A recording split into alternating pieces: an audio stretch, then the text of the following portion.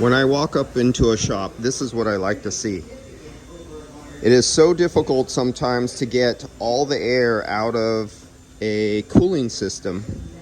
Having a vacuum air purge system that literally sucks the air out of the coolant for your radiator and all your hoses, puts it under a negative pressure, and then you suck up the coolant from the bottle inside to the system.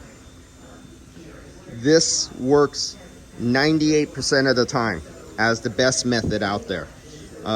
These were around when I was young. My father taught me about these. This is going back in the late 1970s, early 1980s.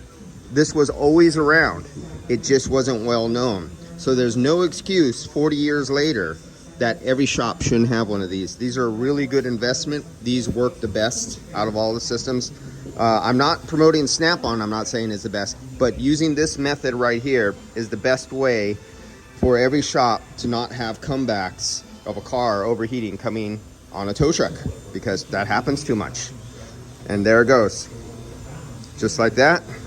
And so it'll suck this out, and you can see right here, the level is going down right now, and it'll entirely fill out the system. So like if you had a rear evaporator or a rear heater core in a van, the lines go down in the car, and then so you have up here, the lines go down underneath the car, it goes to the back of the car, and then the heater core is usually up above the fender well.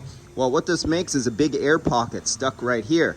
And when you try to purge, the air doesn't come back. And so by putting it under vacuum, it sucks out all the air from here, coming down all these lines. And when you put in the liquid coolant here under vacuum, it sucks it all the way up to the top of the heater core. And so vacuum method is my to-go system.